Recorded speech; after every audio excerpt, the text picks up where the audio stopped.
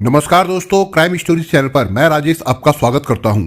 दोस्तों, आज मैं आपको अपराध की जिस वारदात के बारे में बताने जा रहा हूं वो वारदात है अजमेर राजस्थान से।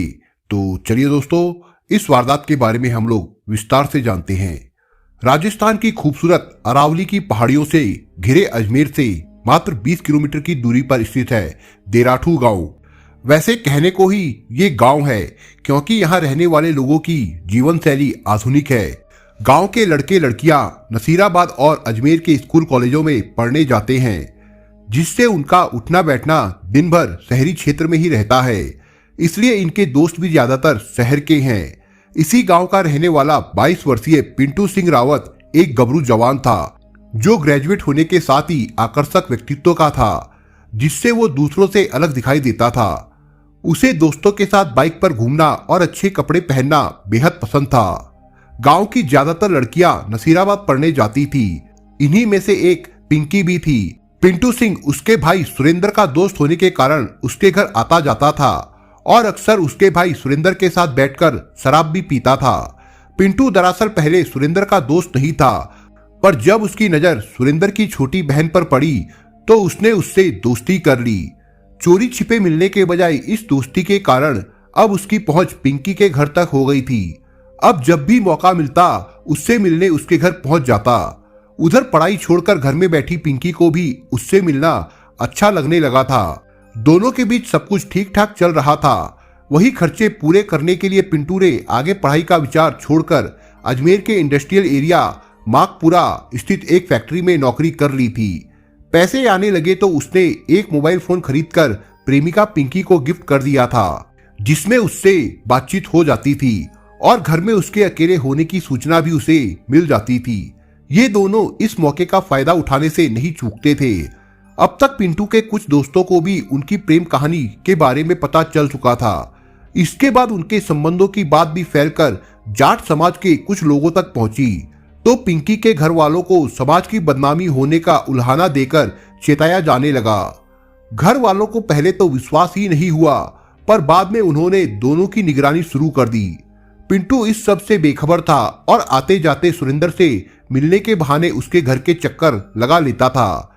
इसी दौरान घर वालों से नजरें बचाकर प्रेमी युगल की इशारों में ही बातें हो जाती थी। इससे पिंकी के घर वालों को शक हो गया। इसके बाद वे गुस्से का घूंट पीकर रह गए। वे उस पर नजर रखने के साथ मौके की तलाश में जुट गए, लेकिन इस बात से पिंटू अनजान था। शारदीय नवरात्रि चल रही थी और गुजरात की तरह ही नसीराबाद तथा आसपास के गांवों में भी गरबा डांस आदि के मंडप बनकर तैयार हो गए थे। वहां युवक युवतियों द्वारा रात को गरबा खेला जाता है। गरबा स्थलों पर खासी चहल पहल हो रही थी और देवी भक्ति से जुड़ा कार्यक्रम होने के कारण कोई विरोध नहीं करता। 3 अक्टूबर 2022 की रात थी। पिंटू सिंह रावत फैक्ट्री से घर आकर खाना खाने के बाद गरबा स्थल पर पहुंचा। रात के 10 बजे के आसपास गरबा स्थल पर गांव भर के लड़के लड़कियां गरबा कर रहे थे। कुछ उन्हें देखकर आनंद ले रहे थे, परंतु उस समय गरबा देखने में पिंटू का मन बिल्कुल भी नहीं लग रहा था। इसकी एक वजह यह थी कि कई दिनों से वो पिंकी से मिल नहीं पाया था। करीब 11 बजे उसने घर जाने के लिए कदम बढ़ाया, तभी उसके मोबाइल की घंटी बजने लगी। उसने बेमन से फोन रिसीव किया तो उसकी आंखें खुशी से चमक उठी। वो अपने दोस्त रवि के साथ बाइक से गांव की तरफ बढ़ चला। फोन उसकी प्रेमिका पिंकी का था, जो उसे फोन देने के बहाने घर बुला रही थी। गांव में हर तरफ सन्नाटा था। बस गरबा के डीजे की आवाज या फिर गांव के आवारा कुत्तों के भौंकने की आवाज सुनाई दे रही थी, जिनको नजरअंदाज करते हुए वो अपने जाने पहचाने घर अपने दोस्त सुरेंद्र के घर पहुंच गया। घर के पास पहुंचने पर उसने अपने दोस्त रवि को वापस भेज दिया। रवि के साथ वो जिस बाइक से पिंकी के घर गया था वो भी किसी दोस्त की थी।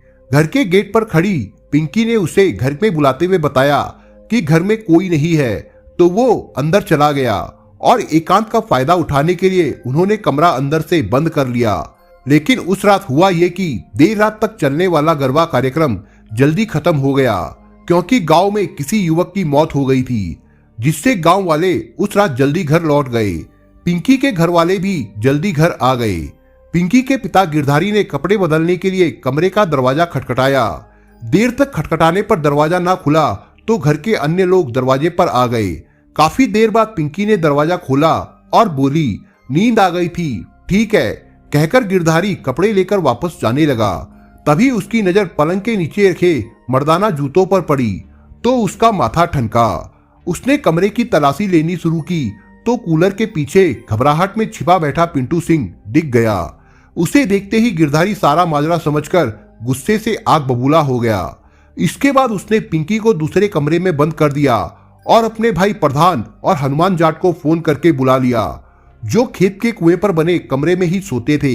डर के मारे पिंटू के हाथ पांव फूल गए, उसे भागने का कोई मौका नहीं मिला। उधर भाई प्रधान जाट और हनुमान जाट के आते ही गुस्से से पागल हो रहे पिंकी के घर वालों ने मिलकर पिंटू के मुंह में कपड़ा ठूसकर हाथ पैर उसके बांध दिए। इसके बाद उन्होंने उसकी बेरहमी से पिटाई शुरू कर दी। इस दौरान पिंकी की मां ने भी इलेक्ट्रिक प्रेस पिंटू की पीठ पर सटाकर चमड़ी झुलसा दी।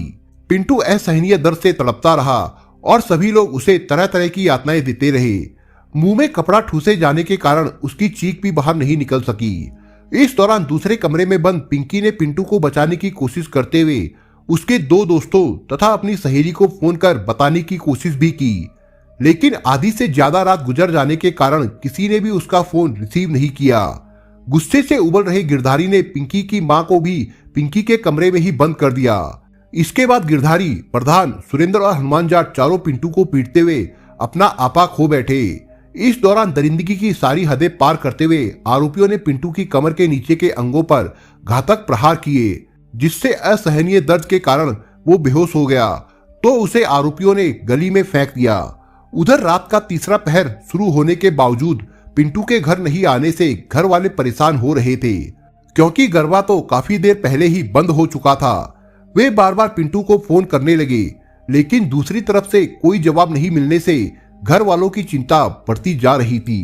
पिंटू के चचेरे भाई रामराज सिंह ने भी उसे अनेक बार फोन किया पर कोई जवाब नहीं मिला, तो गांव का एक चक्कर लगाने के लिए वो घर से बाहर निकला। कुछ सोचकर उसने फिर एक बार पिंटू को फोन किया तो इस बार दूसरी तरफ से फोन रिसीव कर लिया गया। गुस्से में उल्हाना देते हुए रामराज बोला, फोन क्यों नहीं उठा रहा था? रात खत्म होने वाली है, कहां पर है तू? बोलते बोलते वो रुक गया। दूसरी तरफ से पिंटू की करहाती आवाज सुनकर वो घबरा गया। पिंटू ने उसे बताया कि गांव के ही मिलने वालों ने बुरी तरह मारपीट कर उसे सड़क किनारे फेंक दिया है। उसकी हालत बेहद खराब हो रही है, जल्दी आकर वो उसे ले जाए। ये सुनकर रामराज सिंह बाइक से फौरन बताए गए पते पर पहुंचा तो देखा कि गांव के गिरधारी जाट के घर से कुछ आगे गली के चबूतरे के पास बुरी तरह से घायल पिंटू मरणासन पड़ा था। उसे बेहोशी की हालत में लेकर रामराज सिंह और अन्य दोस्त उसे नसीराबाद राजकीय चिकित्सालय ले गए। डॉक्टर द्वारा पूछने पर उसने बताया कि छत से गिरकर घायल हो गया है। चूंकि पिंटू की हालत गंभीर थी, इसलिए प्राथमिक उपचार के बाद उसे तत्काल अजमेर रेफर कर दिया गया। तब रामराज सिंह ने पिंटू के घर वालों को खबर कर बुला लिया और पिंटू सिंह को अजमेर के लिए रवाना कर दिया गया। लेकिन पिंटू सिंह की आधे रास्ते पहुंचकर बीर घाटी में ही सांसें टूटने लगी और अजमेर के रास्ते में थोड़ी देर के लिए होश में आने पर उसने भाई रामराज सिंह को बताया, मुझे पिंकी ने फोन वापस करने के बहाने घर पर बुलाया, फिर उसके पापा गिरधारी ने मेरे मुंह में कपड़ा ठूस दिया। इसके बाद गिरधारी, उसके बेटे सुरेंद्र, उसके भाई प्रधान और हनुमान जाट ने बेरहमी से मारपीट की है मेरे साथ ही मेरे शरीर को गर्म सलाखों तथा इलेक्ट्रिक प्रेस से भी जगह जगह दागा गया है। अब मेरा बचना मुश्किल है। मरते मरते पिंटू रावत ने अपने भाई से कहा कि उसके साथ नाइंसाफी हुई है, धोखे से घर बुलाकर मारा गया है, उससे इंसाफ जरूर दिलाना। कहते कहते अस्पताल पहुंचने से पहले रास्ते में ही पिंटू सिंह ने दम तोड़ दिया।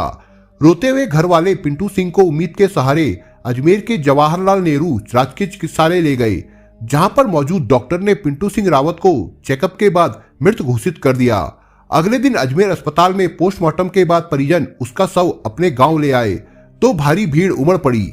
उधर जंगल की आग की तरह पिंटू हत्याकांड की खबर दिन उगने से पहले ही रावत समाज के लोगों तक पहुंच गई, जबकि मृतक पिंटू सिंह के चचेरे भाई ने गांव वालों के साथ जाकर सदर थाने में 4 आरोपियों गिरधारी जाट, उसके बेटे सुरेंद्र तथा भाई प्रधान और हनुमान जाट के खिलाफ घर में बुलाकर बेरहमी से पीटकर कत्ल करने की रिपोर्ट दर्ज करा दी। इस बीच जब मृतक पिंटू रावत की शव यात्रा निकाली गई तो उसमें रावत महासभा के पदाधिकारियों के साथ सैकड़ों सदस्य मौजूद रहे। इस दौरान रावत समाज के लोगों में रोष व्याप्त था। महासभा के नेताओं द्वारा सभी नामजद आरोपियों की गिरफ्तारी की मांग को लेकर सदर थाने का घेराव किया गया। भारी दबाव के बाद पुलिस ने नामजद आरोपियों में से 3 आरोपियों गिरधारी जाट, प्रधान जाट तथा सुरेंद्र जाट को गिरफ्तार कर लिया, लेकिन हत्याकांड के चौथे आरोपी हनुमान जाट को पुलिस द्वारा क्लीन चिट देते हुए हत्याकांड से बाहर ही रखा। पुलिस ने उसे गिरफ्तार नहीं किया। इस पर आक्रोशित होकर रावत महासभा के प्रदेश अध्यक्ष डॉक्टर शैतान सिंह रावत ने अन्य पदाधिकारियों के साथ कलेक्टर अंशदीप सिंह तथा एसपी चूनाराम जाट को ज्ञापन देकर चौथे आरोपी हनुमान जाट को भी गिरफ्तार करने की मांग की।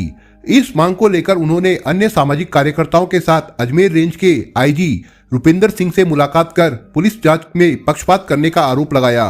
उन्होंने मामले की जांच सदर थाने के एसएचओ हेमराज सिंह गुर्जर के बजाय अन्य किसी पुलिस अधिकारी से कराए जाने की गुजारिश की। इस पर आश्वासन देते हुए आईजी रुपिंदर सिंह ने पिंटू हत्याकांड की जांच टोंक के नवनियुक्त एडिशनल एसपी भवानी सिंह को तुरंत ट्रांसफर कर दी। हनुमान जाट अपने पिता की मृत्यु के बाद अनुकंपा के आधार पर जलदाय विभाग के अजमेर कार्यालय में कार्यरत है। शुरुआती पुलिस जांच में सामने आया कि गिरधारी जाट, उसके भाई प्रधान तथा बेटा सुरेंद्र जाट ने मिलकर पिंटू की हत्या की थी। पुलिस का कहना है कि वो जांच कर रही है। अगर हनुमान इस हत्याकांड में किसी तरह से शामिल रहा होगा तो उसे जरूर गिरफ्तार किया जाएगा। जांच में ये भी पता चला कि आरोपी प्रधान जाट आपराधिक प्रवृत्ति का है। करीब 1.5 साल पहले नकली आरटीओ बनकर वाहन चालकों से वसूली कर रहा था। तभी सूचना मिलने पर उसे अजमेर पुलिस ने गिरफ्तार कर लिया था। सामाजिक स्तर पर गिरधारी जाट का परिवार गांव के संपन्न परिवारों में गिना जाता है, जबकि पिंटू सिंह रावत गरीब परिवार से है। मृतक पिंटू सिंह के परिवार में छोटा भाई पढ़ रहा है, 2 छोटी बहनें हैं जिनका बचपन में ही बाल विवाह हो चुका है। माँ मजदूरी करती है, बाप ज्यादातर बेरोजगार रहता है। कुल मिलाकर घर का खर्च पिंटू सिंह ही चला रहा था। उसके निधन से पीड़ित परिवार के सामने आर्थिक संकट खड़ा हो गया है। पिंकी के प्यार में पिंटू सिंह को बेशक अपनी जान गंवानी पड़ी, लेकिन हकीकत तो यही है, उम्र के नाजुक दौर से गुजर रहे युवाओं को मिली ज्यादा आजादी किसी से भी गुनाह करवा सकती है, जिसका अंजाम बेहद खौफनाक हो सकता है। दोस्तों, आप अगर चैनल पर नए हो तो आप चैनल को सब्सक्राइब करने के साथ कमेंट बॉक्स में इस कहानी के बारे में अपने विचार जरूर लिखिएगा। मिलता हूं एक नई कहानी के साथ, तब तक के लिए अपना ख्याल रखिएगा। धन्यवाद।